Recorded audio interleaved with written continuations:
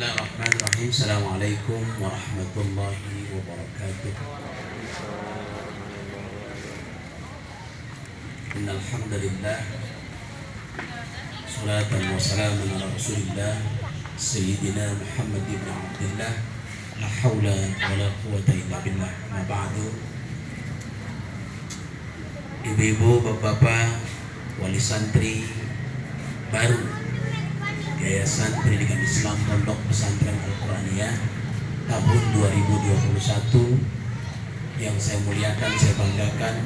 Pertama-tama puji syukur kepada Allah atas segala nikmat dan karunia-Nya sehingga kita bisa melangkahkan kaki dari rumah untuk mengantarkan putra-putri kita memasuki dunia pesantren di Pesantren Al-Quraniyah mulai tahun 2021 ini, dengan harapan anak kita yang akan kita masukkan ke pesantren kelak menjadi generasi-generasi penerus bangsa, generasi-generasi soleh, generasi-generasi Qurani yang akan membahagiakan kedua orang tua dan keluarga besarnya. Amin ya Allah. Dengan tekad yang besar di tengah-tengah pandemi yang luar biasa kian meningkat ini, kita tetap bertawakal kepada Allah dan tetap bertekad memasukkan anak-anak kita.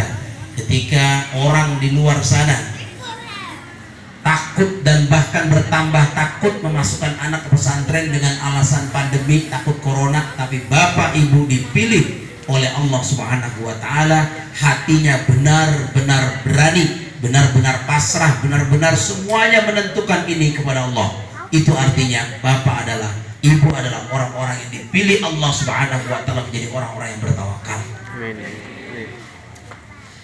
Tentunya keputusan ini tidaklah mudah. Banyak orang mengatakan, kenapa kamu pondokin anak ke pesantren musim pandemi begini? Resikonya besar. Bapak ibu sekalian, sejak corona ini ada, bulan Maret tanggal 15 mulai lockdown tahun 2019 ya, 2019, maaf 2020 ya, 2020 sampai saat ini alhamdulillah santri pondok pesantren Al-Quraniyah tidak ada yang kena corona. Amin, alhamdulillah. Kenapa? Karena mereka tiap hari berwudu, membaca Al-Quran, sholat berjamaah, dan menggali ilmu-ilmu pengetahuan agama yang dikutip dari kitab-kitab kuning, kutubut turas, dan itu digali dari Al-Quranul Karim dan Al-Hadis. Semuanya mereka dalam keadaan sehat walafiat. Amin. Itu semua adalah berkat perlindungan Allah Subhanahu wa Ta'ala. Jadi jangan kita pernah takut. Selama kita bersandar kepada Allah, Allah akan melindungi diri kita semua, termasuk anak-anak kita yang ada di pesantren Al-Quraniyah. Bismillah, itu sudah kita ucapkan. Bismillah, saya bertekad, ya Allah, hari ini saya antarkan anak saya ke pesantren. Berat memang, hati kita pasti berat. Mengapa berat?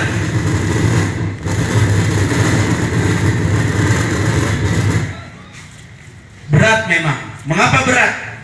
Karena kita harus berpisah dengan anak kita, darah daging kita. Anak semata wayang, ada juga yang begitu. Anak yang kita banggakan, yang setiap hari bersama kita. Tapi demi kepentingan masa depan mereka, kita rela berpisah dari dia. Tidak apa-apa sekarang kita menangis. Nanti di hari tua kita, di alam kubur kita, di alam akhirat kita, di yaumil kiamah, mereka akan bisa menolong kita, membanggakan kita, bahkan bisa mengajak kita ke surga. Jadi oleh karena itu, saya katakan kepada bapak ibu sekalian, bapak ibu tidak salah. Bahkan ini keputusan yang sangat tepat memasukkan anak ke pesantren. Biar kita menangis paling 1 minggu, 2 minggu paling lama. Paling di rumah kita pulang dari sini kita makan nggak ketelen, kita minum nggak sampai ke kerongkongan. Kenapa? Karena kita mikirin anak kita makan apa. Yang dipikirin tuh makan, bu. Anak kita makan apa? Harusnya kita bangga dan bahagia saat ini. Pada saat adzan berkumandang, anak-anak sudah semuanya menuju ke kamar wudhu. Untuk apa? Mereka berwudhu, melaksanakan sholat berjamaah yang pahalanya 27 derajat lebih baik daripada pahala sholat sendirian di rumah. Jadi ibu sekalian, saya katakan datang ke sini memasukkan anak ke pesantren itu adalah sesuatu perbuatan yang sangat dimuliakan Allah, dan Allah jamin insya Allah rezekinya Allah kasih untuk SPP-nya tiap bulan. Amin. Yang kedua, saya ingin sampaikan bahwa kalau kita mendidik anak ingin menjadi orang yang soleh dengan perjuangan yang luar biasa, dengan materi yang kita keluarkan, pikiran, perasaan yang kita korbankan demi mencapai anak-anak kita menjadi orang-orang yang soleh, maka ketika dia dewasa menjadi orang yang soleh, menjadi generasi Qurani, maka pahala itu mengalir, yang dilakukan oleh anak kita mengalir kepada kita. Mengapa? Karena kitalah yang membiayai mereka sehingga mereka menjadi orang-orang yang soleh. Bahkan di dalam hadis Rasul dinyatakan bahwa pahala akan terus mengalir sampai kita menuju liang kubur, sampai di yaumil kiamah, manakala anak yang kita dapati adalah menjadi anak yang soleh dan solehah. Oleh karena itu, bagi ibu bapak sekalian, hari ini biarkan mereka menangis. Hari ini biarkan mereka menyatakan, "Mama, saya tinggal di pesantren dulu. Mama, saya tinggal di pesantren untuk masa depan saya, Mama." Tidak apa-apa, kita kasih support. Nah, belajar yang benar. Nah, menghafal Al-Quran. Nah, jadilah seorang hafidh Quran yang Allah janji ketika dia menghafal Quran, hafidh Quran, dia meninggal dunia, jasadnya raya pun nggak mau makan, nggak mau makan jasadnya, dipelihara oleh Allah Subhanahu wa Ta'ala. Oleh karena itu, kalau kita lihat muka anak-anak kita saat ini, mereka masih sangat lugu, polos, belum ada tercermin satu kebanggaan, belum ada tercermin rasa aura yang begitu hebat. Karena apa? Karena saat ini mereka belum punya apa-apa. Tapi lihat 3 tahun ke depan, 6 tahun ke depan, dia akan dilihat lebih berwibawa karena memiliki ilmu pengetahuan yang luas, menghafal Al-Quran di dadanya, bersemi 30 juz Al-Quran. Ibu lihat tahu tadi anak itu namanya Asyam, dia tinggal di Ancol. Ancol, tahu Ancol? Ibu kenal Ancol? Masa gak kenal Ancol? Ancol, daerah sana, daerah laut, apa? Laut ya? Di mana? Jakarta Utara. Datang kemari, tidak punya hafalan 1 juz pun. Dari kelas 1 SMP, nggak punya hafalan 1 juz pun. Masuk ke sini, dibimbing sama Dewan Guru. Kelas 3 tahun ini lulus, dia sudah menyelesaikan 30 juz Al-Quran. Ini bukan hoax, tapi ini fakta. Tanya orangnya. Baru di wisuda, yang mau wisuda tahun lalu, kemarin menjelang Ramadan, saya yang mau wisuda 30 juz, 108 penghafal Quran dilantik di wisuda di sini, di lapangan ini, sebelum wisuda kelas akhir SMA kelas 3 yang ada Ustadz Somad kemarin. Ibu bisa klik Pondok Pesantren Al-Quraniyah, di situ ada wisuda tahfidz, di situ ada haflatut takharruj, di situ kelas 6 namanya, wisuda akhir ada Ustadz Somad di situ menjelang habis lebaran kemarin ya, menjelang anak-anak mau masuk kemarin. Jadi dari 108 orang dikocok 2 orang keluar namanya, diberangkatin umroh oleh donatur Pondok Pesantren Al-Quraniyah. Berkat menghafal Quran dia bisa melanglang melewati berbagai negara menuju Baitullah, menuju makam Rasulullah untuk berziarah, perjalanan yang suci. Siapa yang bisa ngangkat derajat dia nanti? Allah, Al-Quran yang dibaca. Jadi jangan pernah ibu takut, nak, kalau kamu ngapal Quran, kamu nanti dapat apa? Dan kamu jadi pebisnis, kamu jadi orang kaya. Pikiran dunia, pikiran kolot. Tapi kalau dia jadi ahli Quran, nanti kedua orang tuanya akan didudukan di singgasana, di sorga Allah SWT. Ayahnya, bundanya didudukan dalam satu bangku, dipakaikan mahkota oleh Allah Subhanahu wa taala. Man qara'al Qur'an, siapa yang membaca Al-Qur'an, wa umila bihi, dan dia mengamalkan dengan Al-Qur'an tadi, albasallahu walidayhi yaumal qiyamah tajan. Allah akan pakaikan bapak ibunya, kedua orang tuanya, mahkota dau'uhu ahsanu min syamsid dunia, minas syamsi.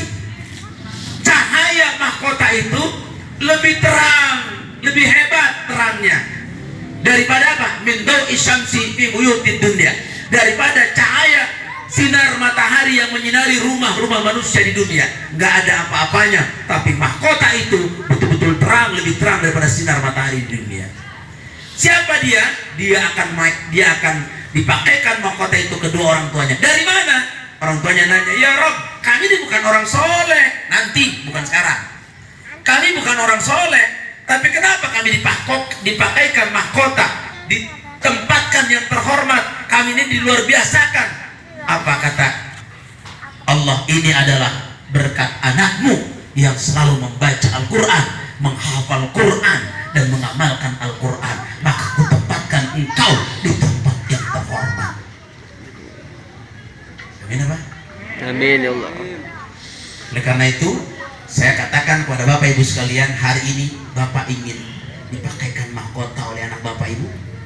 Pengen? Di hari kiamat pengen? Jadilah ahli Quran. Insya Allah datang kemari sebulan, 2 bulan, 3 bulan, sampai 6 bulan akan dirapiin dulu bacaannya. Ibarat aspal dihaluskan dulu. Kalau sudah bacanya bagus, tajwidnya bagus, makharijul hurufnya bagus, sifatul hurufnya bagus, bacaannya sudah benar, nanti mulai menghafal Quran. Nggak bisa langsung datang langsung hafal Quran. Kalau dia bacaan Qurannya belum bagus, apalagi belum bisa baca Quran, bahaya nanti. Tinggal nanti ketika sudah hafal, sudah melekat, tajwidnya rusak, maka nanti akan menjadi aib di masyarakat. Maka biarlah nanti nyampe di sini 6 bulan pertama, 3 bulan lah, 3 bulan pertama mereka akan dibaguskan dulu bacaannya. Jadi jangan begini, 3 bulan jenguk, udah berapa juz? Ya Allah, berapa juz? Kalau sudah bagus hafalannya, nanti dia bisa ngejar. Buktinya 6 bulan pertama yang tadi dia baguskan dulu bacaannya. Setelah bacanya bagus tadi asyam, baru semester 2 kelas 1 mulai menghafal. Ternyata 2 tahun setengah dia selesai 30 juz hafal. Sekarang kelas 1 SMA naik, kelas 4 bahasanya Bu, kelas 4 dia tinggal program mungkin menguatkan hafalan yang ada, ditambah dia sekolah formal, insya Allah besok bisa berangkat ke luar negeri melanjutkan studi ke Timur Tengah. Alumni kita saat ini sudah banyak di Timur Tengah.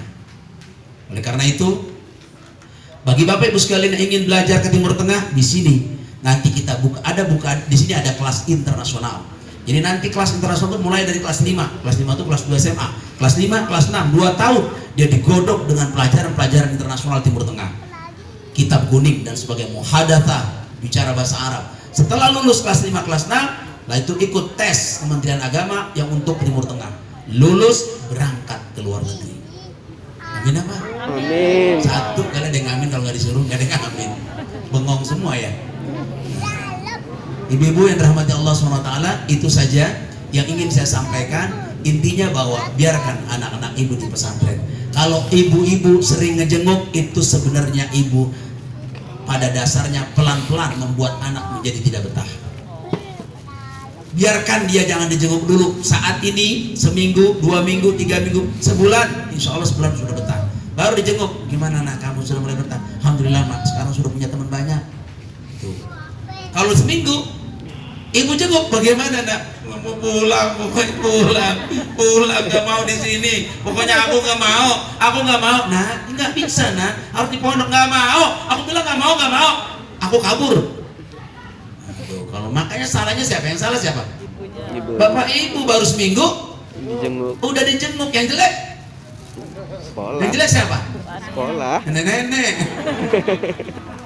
Nanti udah mewek aja dari tadi, makanya saya supaya ketawa dikit-dikit gitu ya. Jangan mewek mulu ya. Dari pagi Bu, dari mulai tanggal berapa Mi? Dari tanggal 12, 11, 12, 17, 18 ini semua santri kita bagi beberapa rombongan.